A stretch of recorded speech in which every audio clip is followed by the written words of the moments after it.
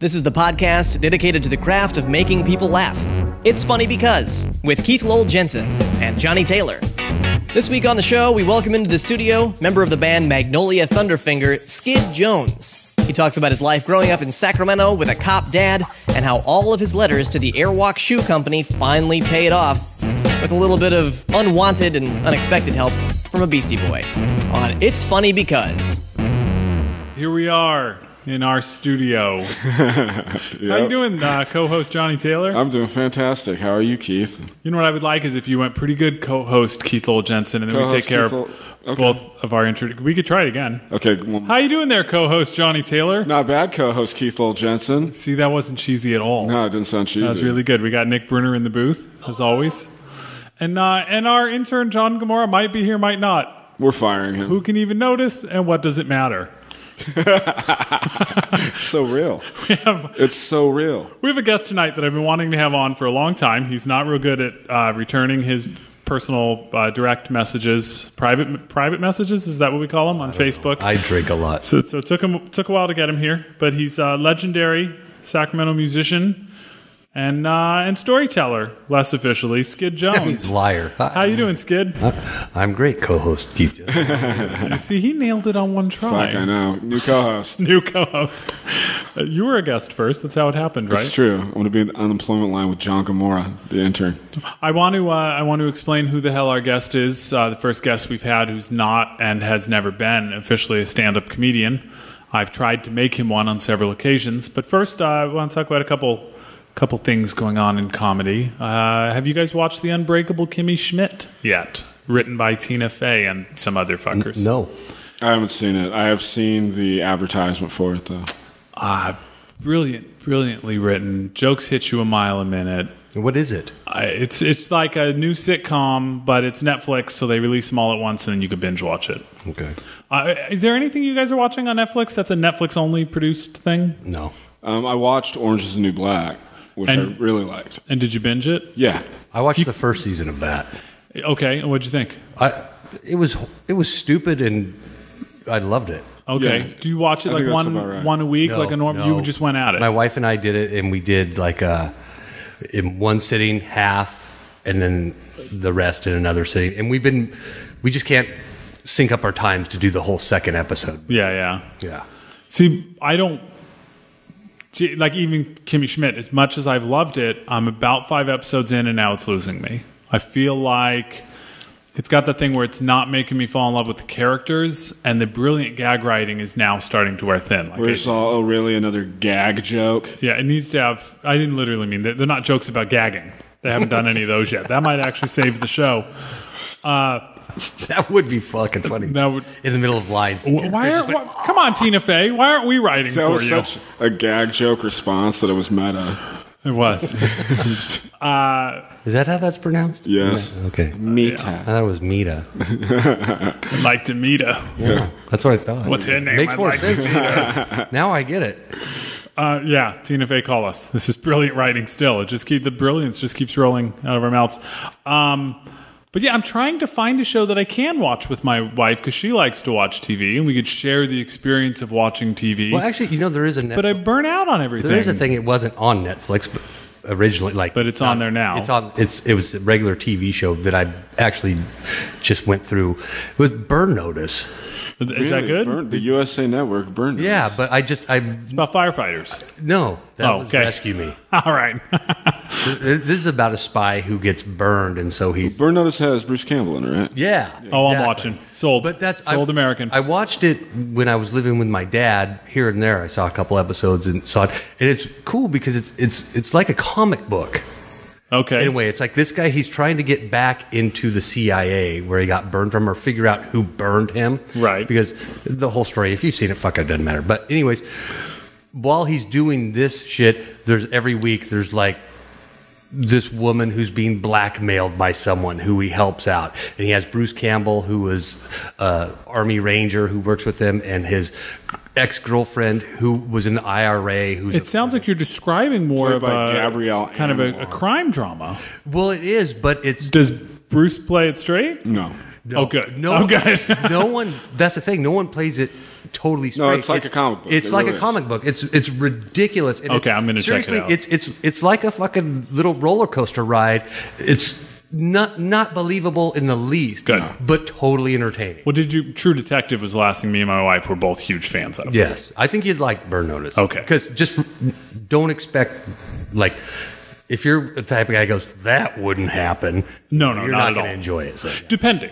I mean, if they set me up, Well, yeah, if it's supposed to be real, then yeah. and then they blow it last minute, like they wrote themselves It's into like a everything corner. about Charles Manson just pisses me off because everyone has it wrong. That guy is my hero. It's so unbelievable.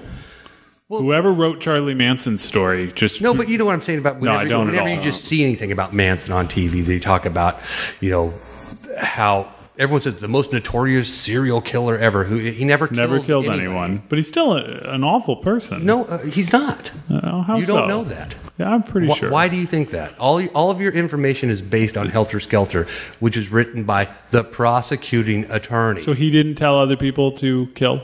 I don't know. Did he? Were you there? I know that if I killed some people and got busted, I would probably blame some other dude saying that he made me do that. I would think if I was in a group of people and we all got really fucking Okay. high and talked about shit, How about the swastika on his head? how about it? I have an issue with it. Well, it was an X originally, And then he upgraded. and then he changed it to a swastika. Do you Exact- know, okay. But do you know the history of the So swastika? the way he drew it was I don't give a fuck the order he drew it. Well, no, do you know why So he you did think the X? you think he might have been a Hindu? Well, you know why he did the X? No, sir. He did the X because he was Xing himself out of society. Ah. To let people know without a doubt, I am not like you. And then the swastika was just to That really keep them put you- away. really put Well, you I'll out tell of you society. what. Once that you're framed and you go to prison, when the president of the United States declares you guilty before your trial's done, and the jury knows that, and it should be a mistrial, but you still get railroaded. Yeah, you're probably gonna fucking do whatever. Just say, well, fuck this. Okay, you're the best guest we've ever had. So let's talk about. Can I, real quick before we go on, my official stance on Charles Manson, I think he probably did influence people to kill, but I still think he's pretty cool. Well, you know what? If I could influence you to kill other people, that's still on you, retard. Yeah, That is- I mean, that is not to my a fault. degree. And it is fairly impressive as well. Yeah, Yeah. no doubt. Let's talk about the because I see it as I didn't watch it. I see it as the death of something that was already dying. The comedy roast, which I mean, Johnny, you participated in one recently. I don't like roast. I'm not a Participating in fan. another one soon. Roasts in the old days, a bunch of buddies roast each other. There's affection. They roasted Bieber, and Hannibal Buress stood up and said, "They say you only roast the ones you love. I don't even like you. I'm here because this is good for my career. You're here trying to save your career, and I hope it fails." Well, he's Oh, the wow. only honest man there, wasn't Powerful. Yeah, but it's also like, that's not what this is supposed to be. Why do they both roast Bieber, who no one loves? And Charlie Sheen, and I mean, the list has just been... he? Well, exactly. With Justin Bieber, when I heard that it was happening, I was like, what's the fucking point? What is the point? The guy just shows up and everyone just stands up, flips him off, and leaves. Yeah. Like, shitting on Justin Bieber's wonderful.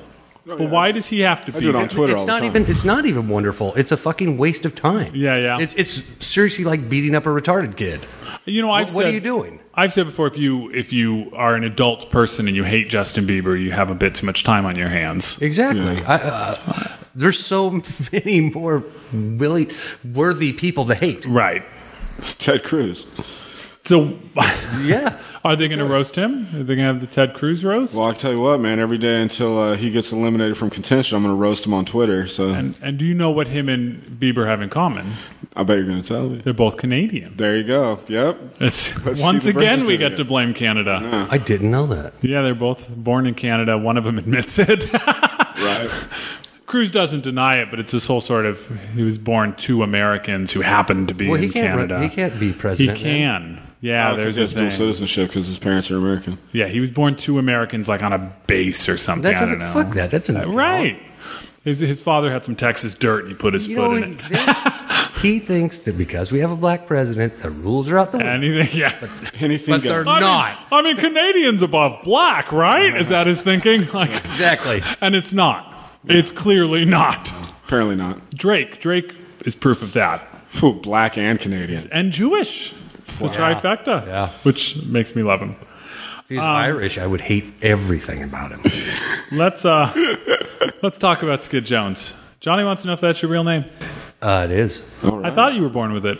Yeah, it's actually my middle name. Skid is my middle name. Okay. Okay, My cool. first name is Scott.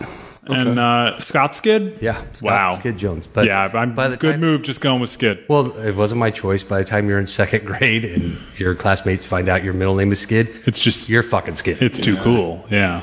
Did you realize it was cool? Oh, it wasn't cool. It was Skid Mark. Yeah, I was still Yeah. Skid Mark. I still get that from fucking. It never even occurred to Respect all me the time. until just now. And I'm like, yeah, when guys say it, I'm like, oh my God. That is, Jesus Christ. 47 years and I I'm never... like, that is fucking hysterical. No one ever put that together. You are so fucking funny. So you are known here locally, and that's why I know I've been you. out of the scene for a long time, so But you're a badass guitarist. I was in a band that was good. All right, good. I like the modesty.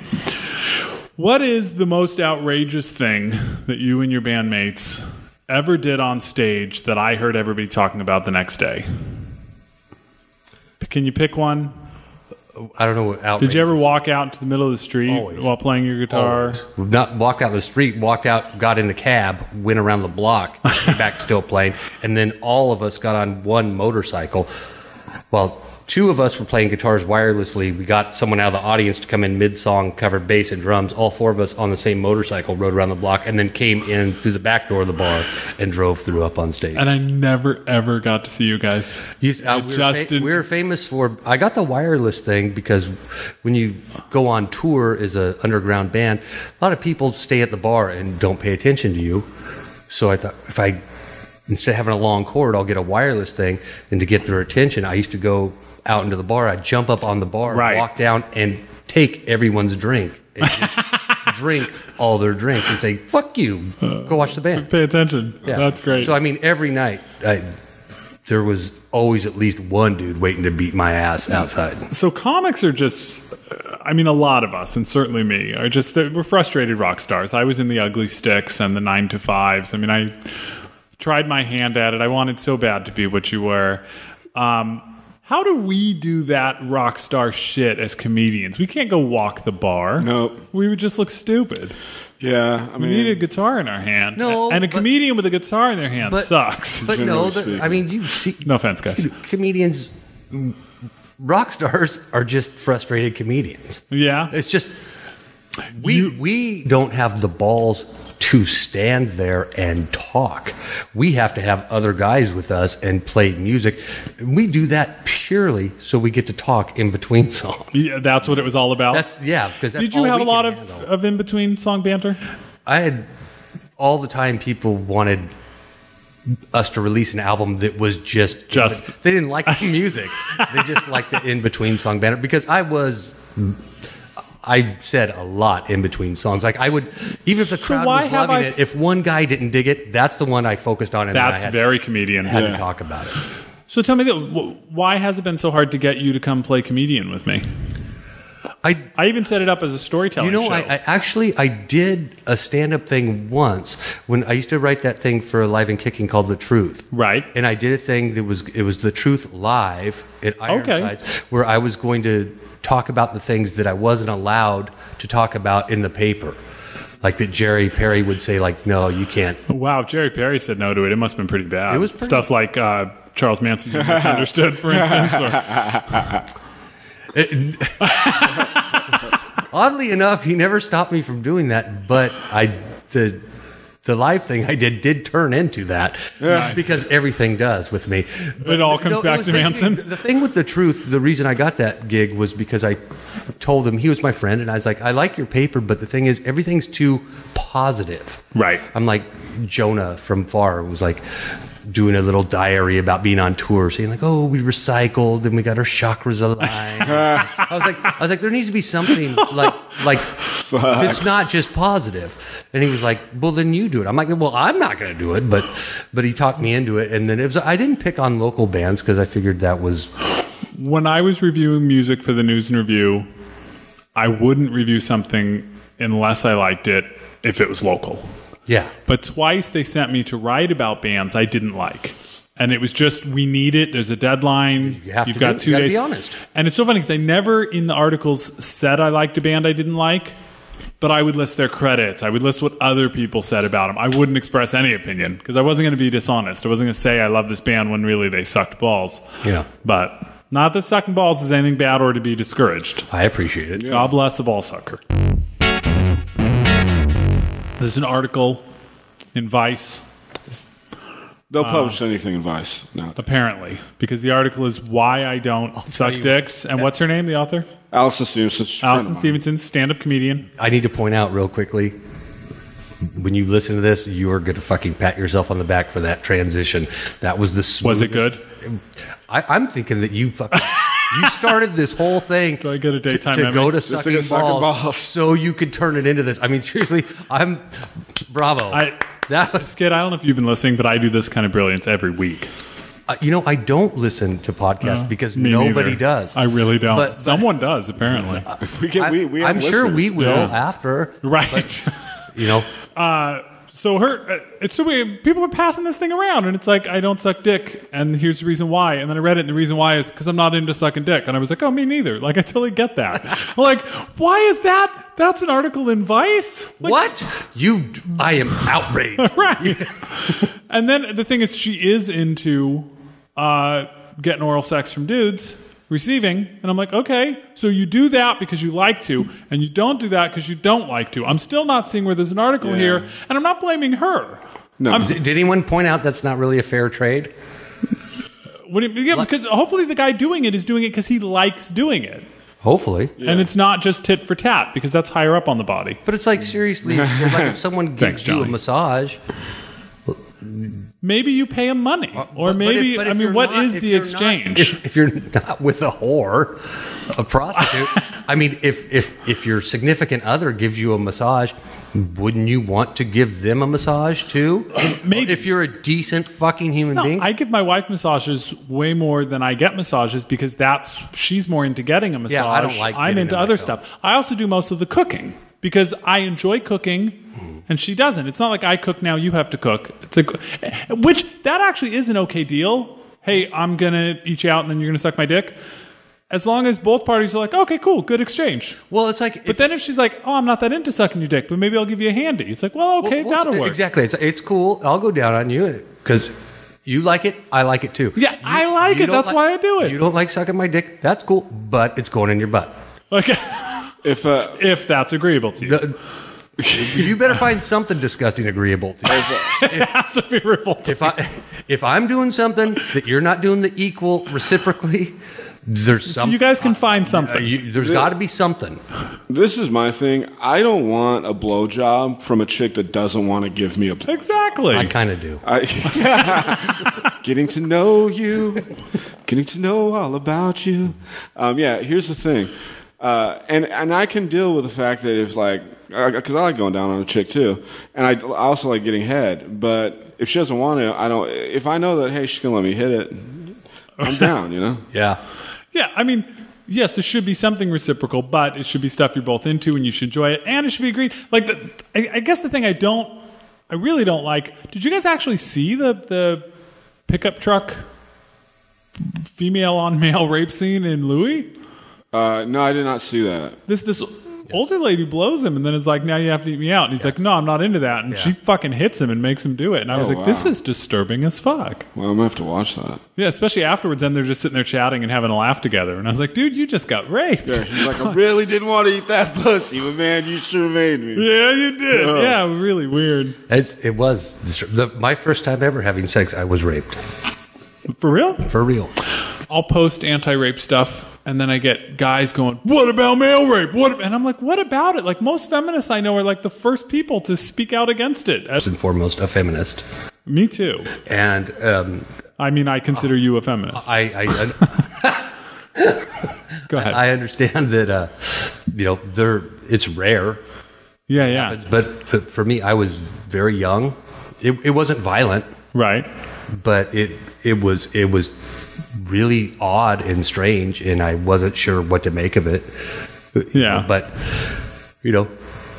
just to give the other side of it. Yeah. Probably shouldn't have shared that. No, that's fine. Getting fucking real up on here. Yeah, no, I got touched inappropriately from my older cousin when I was like Male or female? female. When I was like 5 or 6, I didn't know what the fuck we were doing. We were like playing house, and I remember just being like, "This feels not right," And then I actually told my folks about it, and they were like, "Oh, you're being silly." Oh, really? A girl wants to kiss you, and I was like, she was like aggressively kissing me. I think there is a double standard when it comes to males Sure. with stuff like that. Like, what are you, a pussy? Yeah. And whenever you're supposed to underage like that. boys are fucking a teacher, it's like, yeah. And then when it's girls, it's like, that motherfucker. Exactly. Yeah. But and that's the thing to me, both ways. It's fucking wrong. I mean, they're children. Yeah. Adults should not be fucking children. Yeah. I mean, And I'm brave enough to say that. yeah, on I the don't. record that I don't think that we need to shy away from controversial statements here on this show. No. Adults shouldn't fuck kids. yeah. Let's all just agree. You know what? Send your hate mail. People love to complain all the time I do. but specifically about social networking. And Yeah. you almost never hear anything positive about it. But at the same time, we're all using it. And I think it's actually, it's amazing. It's changed the way we live. And I don't mind complaining about some of the specific things about the individual social networking platforms and how they work. But just in general, I never hear people say, oh, this is incredible. And one thing that I love about it is it's given me friends that I wouldn't have had otherwise. Yourself. I'm the same way. I once called you a sourpuss in the pages of the News and Review. Legendary Sacramento sour. Legendary Sacramento. I didn't know you. And then in the letter column the next week, you wrote that your puss was not sour, but was in fact, I believe, pineapple flavored. Pineapple flavor. And I knew we could be friends. I referred to you as a legendary sourpuss. You responded with that pineapple bit. It was great. I was like, okay, I'm going to like this guy. But we didn't really get a chance until MySpace. Yeah. Well, I knew that I loved you, and I actually have one of my best friends, Lauren. She still refers to me as a legendary Sacramento sour. Oh, nice. All the time. Like, That's great. All the time. And like, You produced a friend of mine's album. That's why I was mentioning you at all. I was reviewing the album. It was the Riff Randalls. oh, they're great, and that was a blast. I didn't produce a whole lot of stuff. Not a lot of people asked me, and Yeah. it's like if someone asked me and I liked them, and they played with us a lot live. So I was like, yeah, these gals are fucking great. Oh, yeah, they were awesome. They're Ramones influeed, and yeah, they're dirty. It was fucked up. I was like, I fucking loved it, and they were so much fun to record, and we did that album like in 2 days.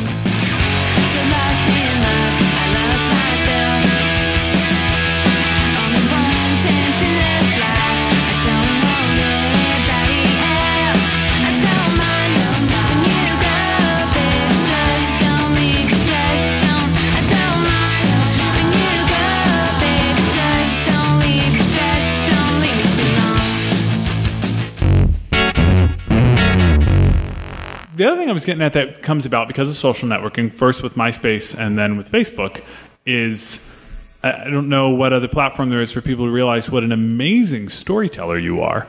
And not to blow smoke up your ass, True, but to the point where I've tried really hard to get you on stage numerous times because you can spin a fucking tale. I can.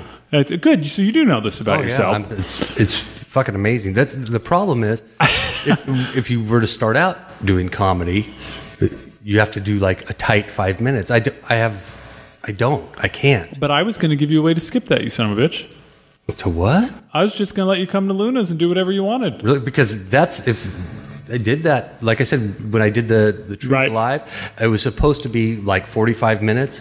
It was 2.5 hours. Nice. And the place We was, know comics like and that. the place was packed. Yeah. And I said to everyone, I'm basically going to say some stuff that I couldn't say in the paper, and then if anyone wants to say anything, just shout it out. Right. And I'll bring a mic down. And it went off. And I hadn't prepared anything. Yeah, I love nights like that. We did one night quite a while ago, but we did a night at Luna's called What I Was Arrested For.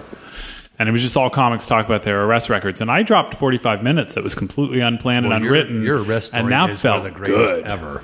Well, I have several. But for resisting arrest Yes. is the greatest. Yeah. That was fun. It's fucking brilliant. So your mom's a writer, Yeah. publishing books and all that. Yeah. When the fuck are you going to give us a Skid Jones book? I have to, honestly, I think probably never. I'm glad you know people it. talk about it all the time, and I've actually tried to put stuff together, and it's just I'm not that confident. Okay, right now this is here being recorded. Do I have permission to publish it posthumously? Just collecting your stories from Sure, Facebook and probably MySpace? soon too. Yeah. Okay. Well, that's what I was thinking. Yeah. Yeah, that's one thing. Baby I gotta girl's say, gonna need some going new back clothes to the come social fall. media thing, it really bummed me out. The blog thing I did on MySpace is gone, and I never saved those. Your MySpace page should still be there. Mine is. Mine's gone. You sure? Yeah, I'm gonna see if I can find it. I also have you tried the Wayback Machine? I don't even know what that is. Oh, I know some tricks. Let me see what I can do for you. I'm a Luddite. I'm really old. I don't. Oh, we're gonna find your stories, buddy. But I was wondering if you would mind regaling us with a tale. Not at all. What do you want?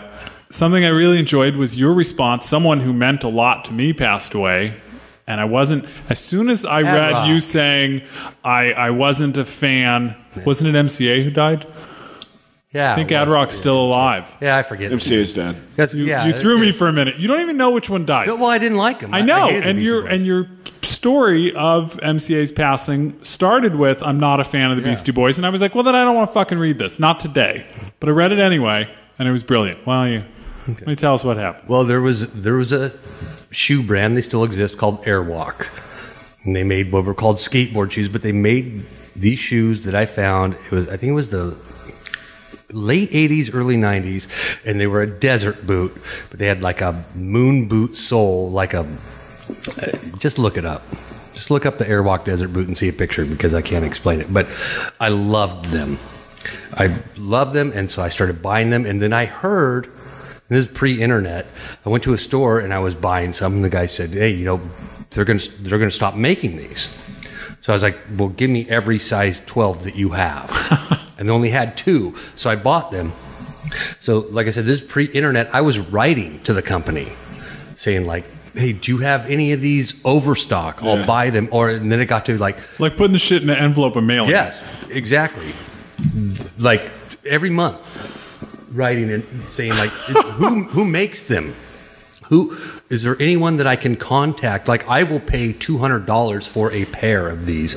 This is I have flat feet. They're the most comfortable. They looked cool. I loved everything about them.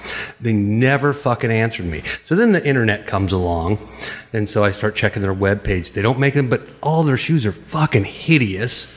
They're gross. But I'm writing to the company every month, like, tell them the story. Nothing. No responses ever. And then I start tapering off. I'm just doing it like twice a year. And one day I log on and I check and I see, and there's a big headline. It's like, "The desert boot is back." I'm like, "Oh my God. Yeah." But Dreams do come true. Yeah, exactly. Yes. Fuck yeah. But then I read on and it's like, no, the fucking MCA fucking like them, and he just made some movie, and they're having this fucking party release, and so everyone at the party gets a pair. And you didn't get an invite? But here's the thing. You could write in for it to be in a drawing, to be selected, to go to the party, get flown out there, and get a pair. So I'm like, oh, at least I have a chance. And then as I start to write it in, I look, this is no shit. The party was happening as I was reading it. It was at nighttime. It was that day. And so I wrote this big, long fucking email to them saying, told them the whole story about how many years, everything I'd gone through, like how I was a loyal customer, and just not even a fucking response. And I said, but then this fucking rat fucking douchebag wants a pair. And you can't get his fucking cock in your mouth fast enough. You'll make him for all of him and his fucking faggot friends, but nothing for someone who fucking spent their hard-earned money. This millionaire who could fucking afford to have this shit made on his own. No, you'll make it for him, but not a regular fucking guy. You could fucking eat eat my dick, you star fucking motherfuckers. I hope you die, you pieces of shit, whatever. And then I said at the end, P.S. I wear a size 12. And I sent it thinking, because I'd never gotten a response, nothing. And 2 weeks later, I went home and there was a huge box on my doorstep. It's got 2 pairs of size 12s, a tan pair, a black pair, like 20 T-shirts, shorts, a couple gym bags, stickers, shit, and a handwritten letter saying, the people at Airwalk loved your letter so much they sent it to me, and we decided that you must have a couple pair of your precious desert boots. And it was signed. He said, your pal, MCA. That's fucking awesome, dude. Pretty bitchin', wasn't it? And then you became a fan and you bought their whole discography. I still don't listen to the Beastie Boys. You're an idiot. God, true. You are not the first person to say that. It's the squeaky wheel gets the grease. Just be a fucking prick. You can probably get. So I just started. Your Kraft macaroni and cheese. You're faggots. Many of the artists discussed on the It's Funny Because podcast can be found on Stand Up Records, the label founded by Dan Schlissel, whose first release was by none other than Lewis Black. Find over 100 releases from artists like Maria Bamford, Dana Gould, Doug Stanhope, and Mark Maron. Available on iTunes now, or head to standuprecords.com. Stand Up Records, purveyors of fine comedy albums. I think making people laugh, even if it's about themselves, it disarms you, you know? Yeah. And like, I mean, I get people saying ridiculous shit to me on Twitter. And sometimes it'll be clever, and I'm like, that's fucking funny, dude. Like, right. Good on you. Like, you made me laugh at myself. And then you have just typical haters, but that's not hate. I love that you described it as, you know, after all I'd gone through, like this Airwalk thing was your Vietnam. I licked stamps. Airwalk was your Vietnam. I was very invested, and that's the thing is there's very seldom that I find something that I love, and it seems like everything that I find that I love, they immediately quit making it. There's a toothpaste that I love. They stopped making it. What was it? It's Arm & Hammer, but it has to be the fucking gel. Arm & Hammer gel. I bought the last 12 tubes they had on the fucking So you do internet. this. When they say something's discontinued, you go after it. Dixie Peach pomade. They've made it since the fucking 30s. Wow. I used it since the 80s, but 10 years ago they stopped. I go to weird stores in Alabama and shit to find it. I swear Trader Joe's will get rid of a product the minute they find out I'm enjoying it. It took them a while to catch on that I was eating their vegan burritos, but those are gone now. Okay. The soy ice cream mochi, gone. I could go on and on. I always tell my wife, I was like, throw that in the cart when I'm not looking and pretend I'm not into it. Because they're watching. I tell my wife the same thing, and she knows. That we're crazy. Because, like I said, there's very few things that I enjoy. Right. The Gap used to make the greatest pocket tees. Yeah. Yeah, they did. Stopped. I remember when they made the those. best socks. They stopped. You know what I miss? Let's hear it. This was my secret to fashion in high school. I thrift shopped, but the only thing I bought new was there was a place called Miller's Outpost. Yeah, I remember Miller's Outpost. I used to go to the very first one. Well, here's why I went there. I hated their clothes. And I figured if this is what like they're selling to people, then whatever those people don't buy, I will probably love. And it worked. Their clearance rack had all the shit I was into, and I got it cheap. Nice. I used to go to the one at Sunrise Mall all the time. You were one of those people I hated. Yeah, but I mean, I was just a kid when you were probably... The very first Don't call me old, John. The very first Miller's Outpost is in Riverside, California. That's where I grew up. That's where I grew up. That's where I grew up. Whoa! Yeah. We were born in Circle City Hospital on March 5th, both of us, 5 years apart. I was actually born in Kaiser Fontana. He was almost in our club. 18th. April 18th ain't that far from March 5th. I know. Happy birthday, it's coming up. Yeah. Yeah. Fuck, that's 72. weird. Yeah, all from Riverside. That's so weird. That's weird. You write plenty and affectionately about your father. Yeah. Who was a tough old son of a bitch. Sure was. I picture John Wayne playing your father. Pretty close. Except my dad would have kicked his ass. John Wayne talked too much for my father. Yeah. And your dad was a cop. Yes, he was. So you're a cop's son. I am. But you're not a cock.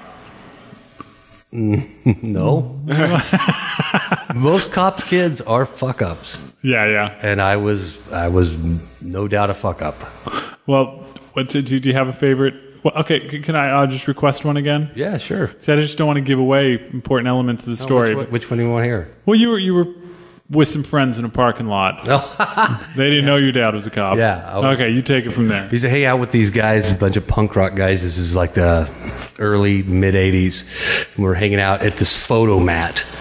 Remember photo Yeah, mats? photo mat. Fuck yeah, dude. For any kids listening, we just blew their fucking minds. Photo mat. There used to be a place you had to take the film. And that's the thing. Okay, wait, let me back up. Film was this thing. It was film, and not only that, it was a tiny little shack, like Right. the size Yeah, yeah. of two outhouses, Kiosk, yeah. where somebody worked, and you would drive up and you would drop off your film, and then you could come back in 3 or 4 days and get your Right. pictures. On that 70s show, I think there was a storyline where Yes. they worked there. Tommy Chong Chong was the ran it. manager, yeah. Yeah.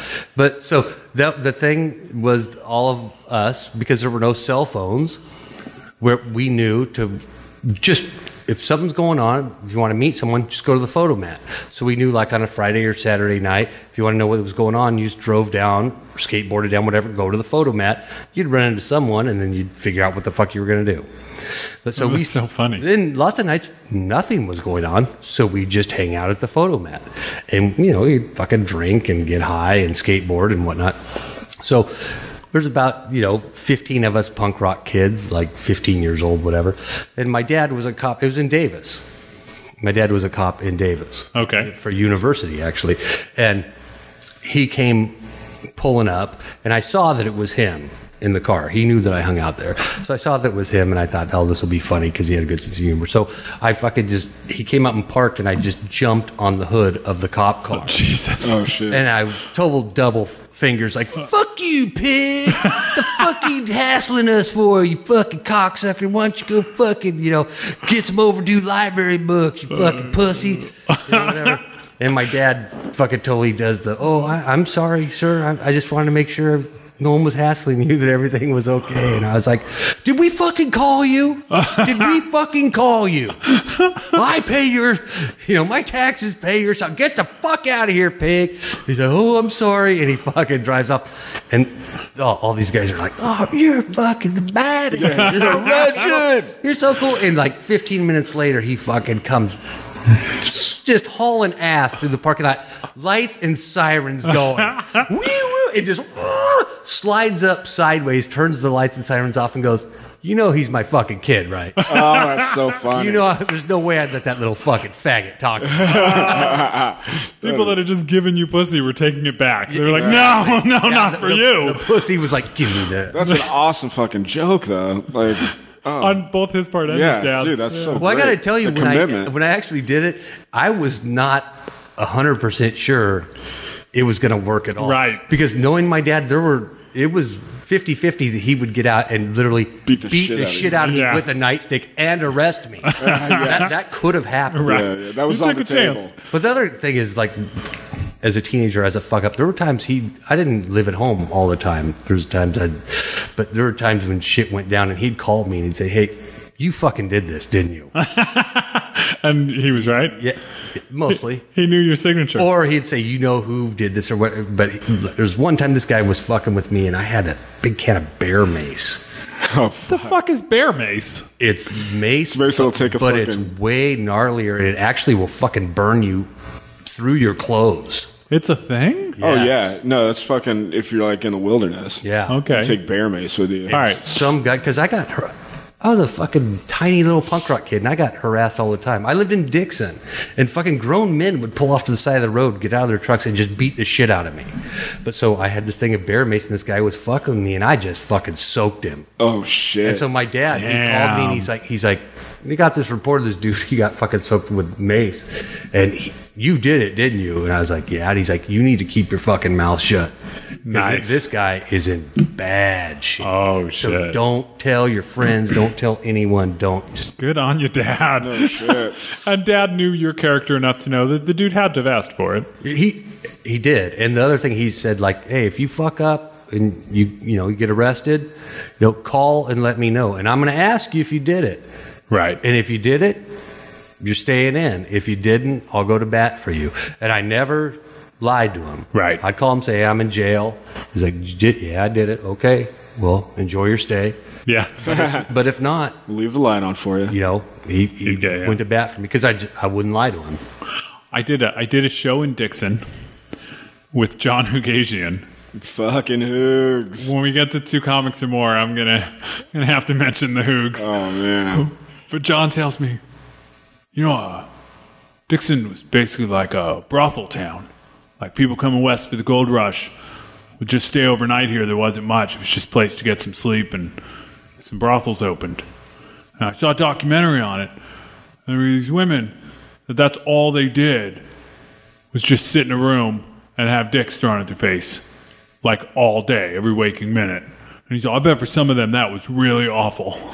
I was like, did you say some of them? Like, I love that Hoogs is picturing this one that was just like, keep it coming. are there more dicks? keep What slapping the them. dick supply seems to have dried up in here. Mouthpiece. It's all about the law of averages. It's been 5 minutes since I've had any dicks. What's going on? There's one just real freak. I don't think that's true, though. That was a Dixon I don't thing? think that was a Dixon thing. That wasn't how it was founded? No, I don't believe so. You just heard the word Dixon. I mean, I don't know. I didn't grow up there. I mean, I moved. He's talking about long before you were born, sir. But I lived there. I went to high school there. It's not like they're going to put a plaque in the middle of the I town. really would have. yeah. They didn't have much else Dixon have a going. lot going on. You've been to Dixon once. I mean, I live. It's they did. Yeah, I don't stop there. We just drive right through. They have a good farmer's market in Dixon. Yeah? Yeah, they do. I remember that I had to stop my set in the middle to let a train pass because it shook the whole bar. It was just... Well, you must have been at Frank's. I have no idea where Frank's I was. or Dawson's. I also asked the audience, do you guys get door knockers? I don't know why I even asked. The answer is yes. Everyone gets door knockers. No. The religious people. Not It's there. like a guy said no. Not there. And I It's go, illegal. how is that you don't get door It's knockers? illegal. Well, he didn't tell me it was legal. He said in exactly this voice, we got guns. And I'm like, oh, okay. Well, true. That too. Everyone there does have a gun, but it's illegal. It's illegal because after a few people got shot, they were like, we need to just stop this. By the 80s, it was illegal. Oh, yeah? So was decency. Tell me about the time that all those kids were protesting in Davis and your dad pepper sprayed them all in the face. He got fairly notorious for that. Well, it was actually, even though it's on film and it looks deliberate, it was an accident. Okay. It was an accident. He was just nervous. He was just making sure that he had the pepper spray. Right. And he'd never actually used it. So he's like, what? Does this work like a gun? Is it a trick? And then it went, and then he said it just put a tingle in his arm, and he just had to kind of do that flourish back and forth across their faces. It was, honestly, he was. That was the best giggle ever. He was more surprised than anybody. I'm sure. But yeah. It wasn't really Like, why are you doing this? Like, it's making my arm tingle. It wasn't really Skid's dad, Johnny. No, it's that one guy. Yeah, you look. No, my worried. dad was dead by that time, which thanks for bringing that up. Okay, well, let's go further. dad's You dead, so- you cared for your father while he was sick, Yep. and you put up one pretty touching story about giving your dad some shit. A lot of shit. Well, he gave me shit. It was But he was running you real hard. You'd be working all night. well. He was. That's the thing is he was living in a little bungalow in West Sacramento, and I'm married, and I had a house out by like a Arden Mall and stuff. That had a job, and he wasn't taking good care of himself. So I just told my wife, you know what, I'm going to move in, get him all caught up on his doctor's appointments and get his meds and stuff. And once I moved in, I had to sleep on the floor, next to a chair because he only had one bedroom. And, How old are you at this point? I was 40, something like Okay. that. So 40 something. So it was, but it's what you do. But after being there a couple days, I said to my wife, because I had taken like a little suitcase, figuring it'd be like a week, I'd get him caught up. But then living there, I told my wife, I'm going to have to stay here till he dies. I can't leave him now. I said, but it's 6 months tops because he was so close to death. Of course, the motherfucker lived for 4 years. So I lived there for 4 years. And not only did I take care of him, I took care of his mom Oh, geez. Wow. Grandma was there, who too. lived in a senior apartment. Oh, nearby. So, and I was driving the town car, and so I would work from 6 at night till 6 in the morning, and then have to do their shopping, take them to doctor's appointments, get their meds, all this stuff, get my dad's bottle, which he had to have. He had a fifth of Jack Daniels that he got by 6:30 every morning and was gone by 11. Wow. Yeah, he was a drinker and a smoker. And, but yeah, he was frustrating because I would tell him, like, I would be exhausted working all these 12-hour shifts and doing all this stuff, taking him to doctor's appointments. Sometimes I get sleep. And I would call him like, hey, I'm done with work. Do you need anything to eat? He's like, no, I'm fine. Okay, so you sure? Yeah. I come home, give him his booze, whatever. I'm like, you sure you don't need anything to eat? You sure? Because I'm exhausted. I need to go to bed.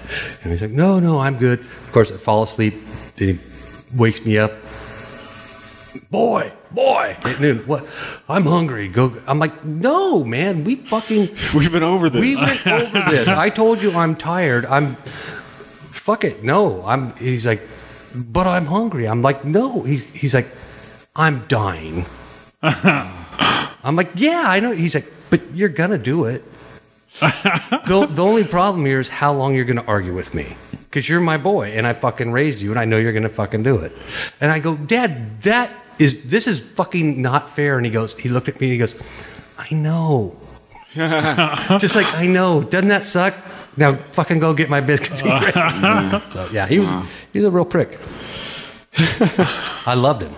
Yeah. I didn't really know how that is, man. Before.